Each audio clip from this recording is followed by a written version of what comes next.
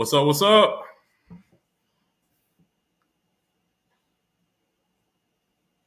All right. So once again, you all, we're here with another episode of James Live, where we do these every Thursday, where we're interviewing an agent to bring tremendous value to the real estate agent and the industry in and of itself.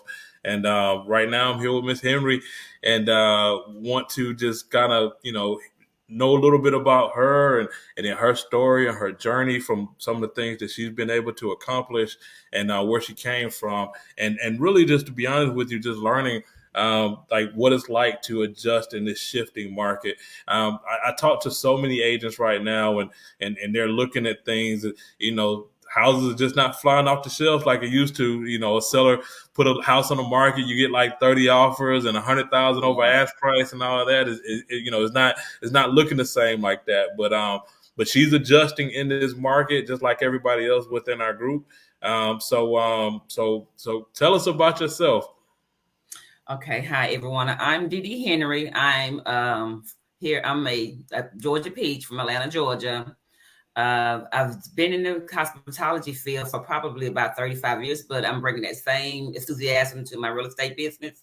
And so I have three beautiful children. They're all grown. I have a daughter that's 34, twin boys, trying to get them into the industry as well. They just turned 29 2 days ago, and two lovely grandkids. And that's about me and and what all I'm doing. Yeah. So all right. So just kind of going back into like the origin of things. Like what got you into being a real estate agent, coming from your background and where you started from. Well, I've What always what made, what made you want to be a commission based, no salary agent? right.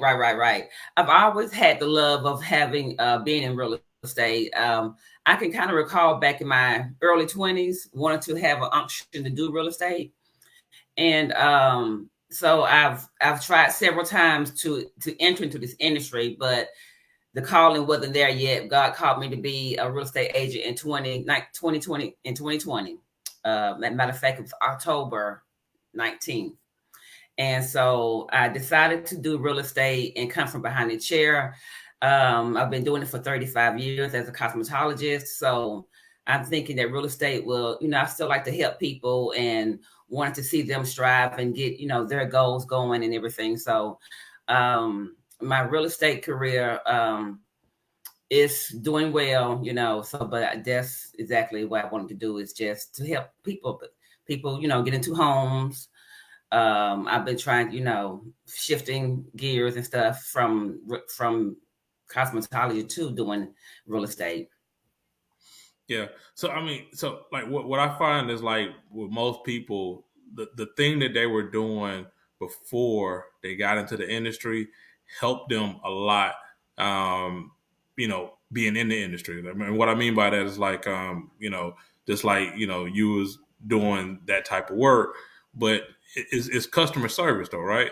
I It's mean, customer you service, hands yeah. on, just like with the real estate industry. Yes, Yeah. So I same mean, thing. and you're kind of like you're dealing with problem solving. People are telling you, I'm sure, every single thing about some of the issues that they're having, and really, as an agent, like we deal with so much stuff. It's not just finding somebody a house or selling somebody's house. It's normally some other little issues that's going up in between there that we gotta kind of guide them through as well.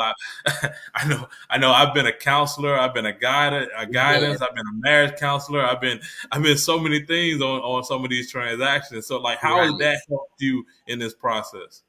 Well, like I said, being in the industry of doing cosmetology, we see the same thing. I mean, everybody has their own issues, and we, like you said, we are the therapist for them, and so we help them, get through their transactions, making sure that everything is lined up and all our I's are dotted and T's are crossed. So we there to just to hold their hands if they need it. Some do, some don't. But I was there to, lend a helping hand and a listening ear to all of my clients. Yeah, yeah. So you get your real estate license, right?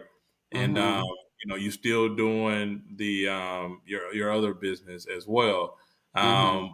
But something happens where you're looking to get more serious about real estate, or maybe should I ask this question first? Does the hair business help the real estate business? Absolutely, it does, because we have the same type of clients. I'm more behind the chair, and of this, and with the real estate, I'm more out in the field. So therefore, I can, maneuver and talk to different people, and it's basically the same, as far as customer service base goes. It's a different feel. So the way I've been shifting from hair to real estate is that I've been leaning in, doing more, get on more calls, doing more coaching calls, just I mean, because the avenue is basically almost the same. It's just that, it's a real hustle for me. Yeah. Having to get out there, and meet people, and do the things to do to get in front of your audience, to let them know that you are a real estate agent. Yeah. But I mean, but it's the same thing like with any industry, any business that you do is like, you gotta let people know that you're out there. Like you got a Exactly. lot of folks and they don't really let people know that they're in business, so therefore they're out of business in a short period of time before they really even get started. But I mean, I would think that like, with you doing the business that you was in before, or doing, it was in for the hair, it's like you kind of understood that from the beginning. Hmm. So outside of that, as far as like your clientele that within the hair business, what are some of the other avenues that you do in order to get clients? I'm glad you asked that question, because recently, this past weekend, I had a CAP party, meaning customer appreciation party. So what I did was I reached into my database. I went into Facebook Messenger, and I messaged everybody that was in my database in my Facebook Messenger, and told them that I was doing having an event within a couple of weeks, and if they could send me their email. And lo and behold, I received a plethora of email, and so that was the way I can build up my database as well. And with that, I sent them an invitation to my customer appreciation party for real estate. And that was my first one. I invited everybody in my database. I didn't care if I did their hair, sold them house, just friends, high schools. I just got in front of them to let them know that I am a realtor. And I had it this past weekend at one of the recreation center, what was it, Virginia Burton Recreation Center in Clayton County, and it was a nice affair. Everybody loved it. We did a lot of little games, and and just mingle and mix together. And so, and out of that, I got 2 leads from just doing that. Love it, love it. Mhm. Something like that is something that's easily done. Like, I Yes. talk to so many people, and that they're like, especially agents, and I ask them, like, what's your number one problem that you're having to face with? Like, well, if I just had more leads, then I'll be able to, sell more houses. And I'm just like, man, pick up your phone. Mhm. like your phone, like it Yeah. keeps all these Exactly. quotes in your phone. Yeah. Like if you do something like what you just talked about doing, or Mhm. just reaching out and communicating with people, like you got more leads than you can shake a stick at, you know. And even if that person is not willing or Right. not able to do anything or not looking to buy or sell right there, that person knows somebody. So asking for that Mhm. referral helps a whole lot. I mean, is that something that you do when you're talking to your database and talking to people? Are you asking for the referral as well? Yes, I sure do. I ask them to know anybody that's buy, selling, or investing in their home to please, just give me a call. I'm just a call away.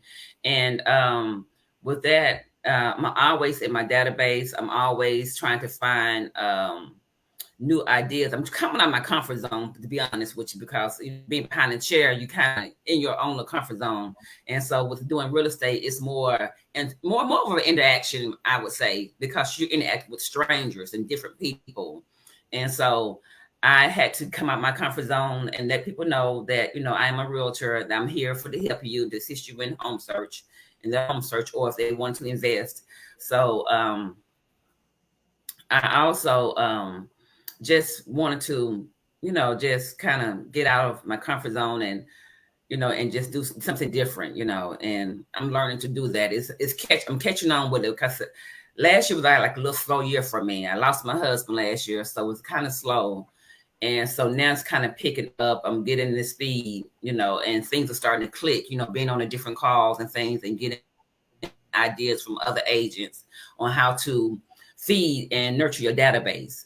So, I have good coaches around me. I have good mentors around me. So I'm always wanting to learn and just figure out how am I to get, a good database going and get a good funnel coming down.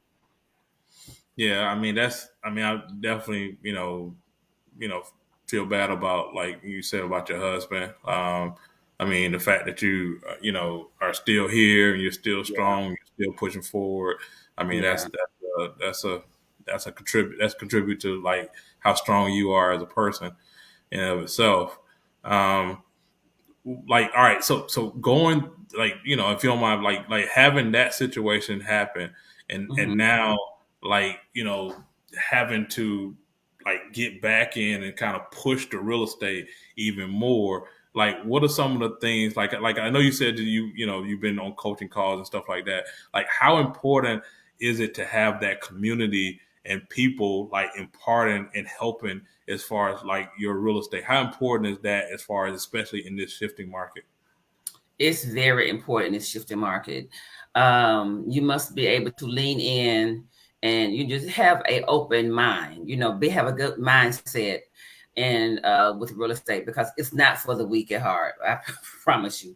But just being able to have good people around you, having them search you to encourage you, encouraging words, and just to have that word of encouragement to keep going and just having a good mindset, doing your meditation, your morning meditation. If you have to work out to get started, to get your day started, or whatnot, but just having that encouraging that family unit around you to help you and push you and to just keep you encouraged. And you also have to encourage yourself, you know.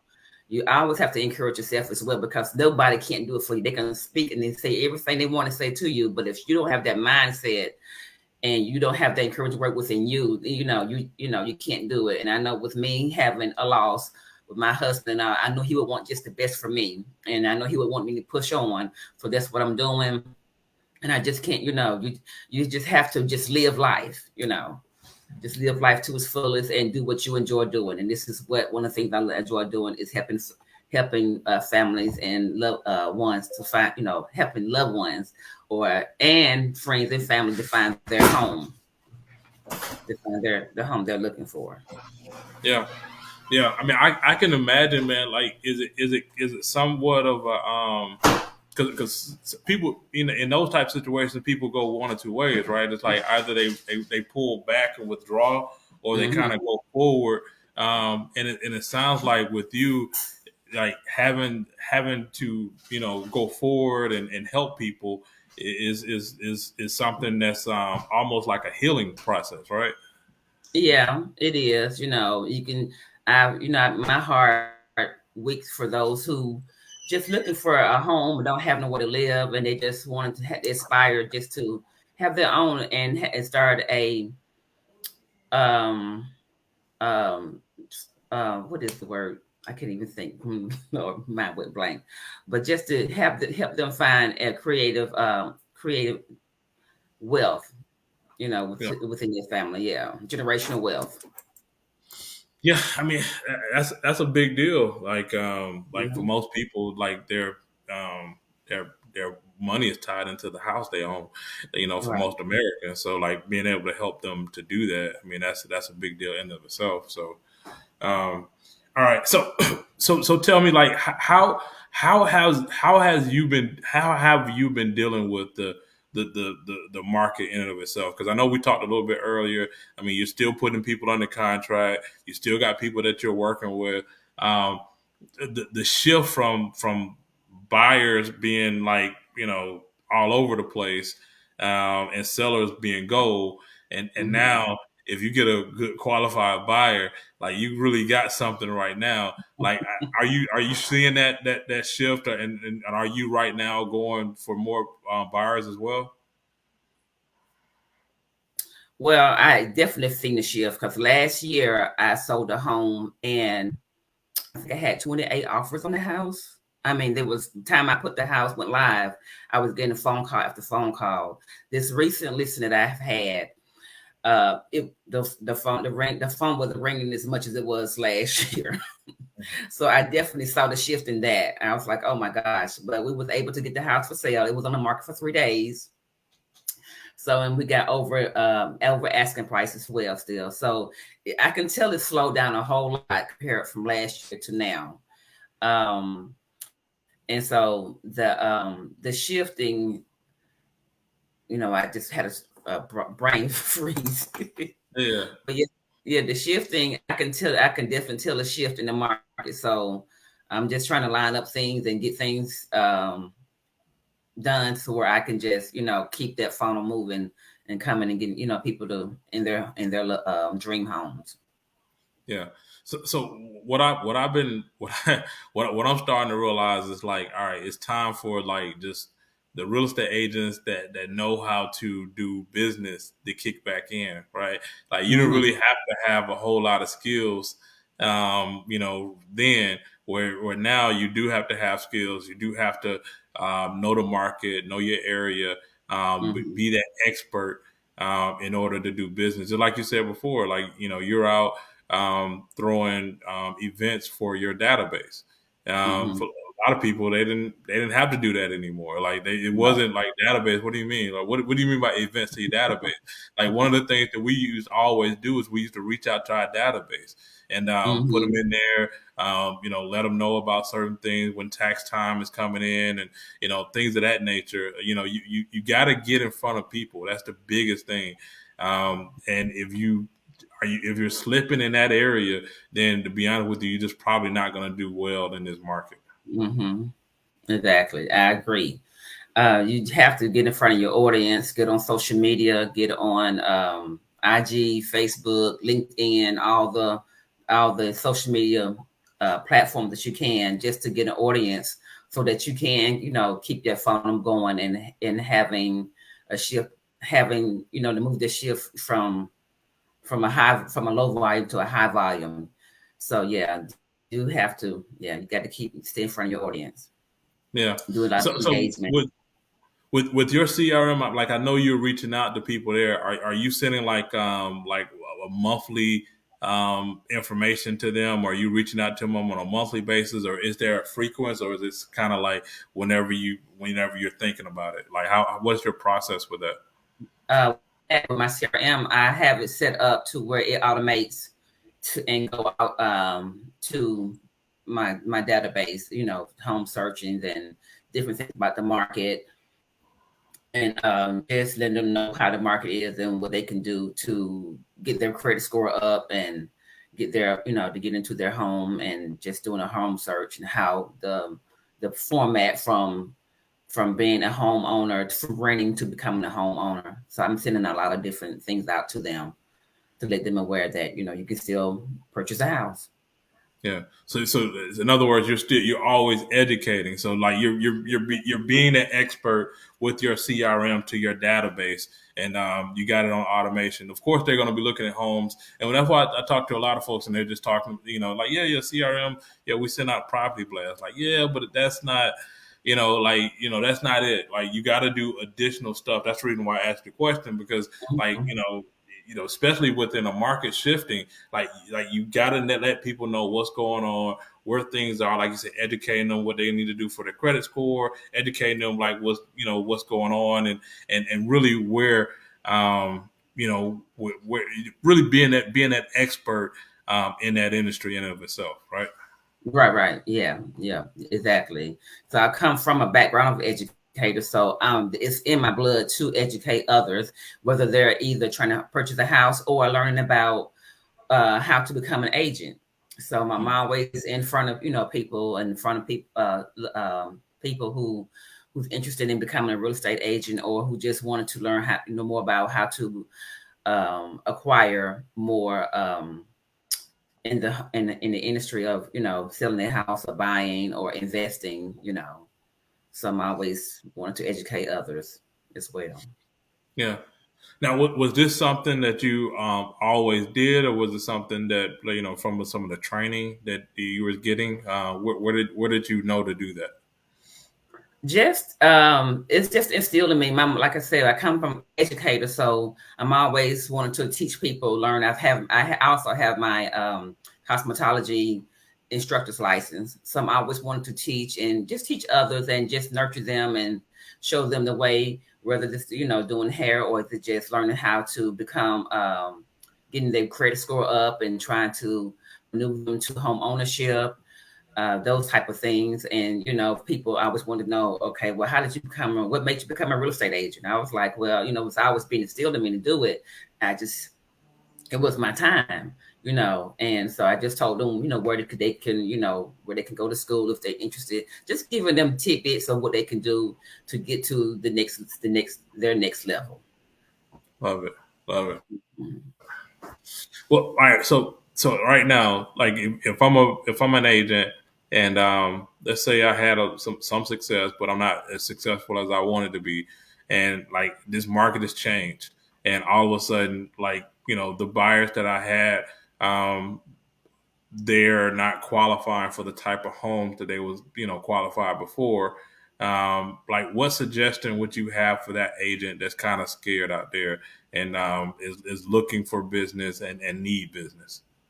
Well, I would tell the agent to, first of all, to come out of their comfort zone. I don't know if they're going to be, comfort zone and get in front of in front of their audience, and just to let them know that, just don't give up, but just keep going, because there's a light at the end of the road. You just have to continue to nurture your clients, making sure they and just stay on them. I mean, you just, if they're not ready in a month, call back again another month. Just keep them in your database, keep them on a schedule where you can call them, make a schedule for yourself so that you can just get on the phone and just start nurturing them. And you know, just, just have them to keep doing what they need to do. And as far as getting their clients and stuff and going in home ownership. So the market, yeah. Yeah, love it, love it. Well, Dee, it's been awesome, like talking to you, and I appreciate you for kind of sharing, your story, some of the things that you've been doing, like within this market. Once again, we do these every Thursday at 11 Eastern, where we're interviewing an agent that to bring value to the real estate agent and the industry in and of itself. Once again, thank you so much. I Thank you. appreciate you, Thanks. and like Thank keep you. killing it out there and keep educating people. Yes. Yes. Thank you so much. All right, no problem. To the next time. All right.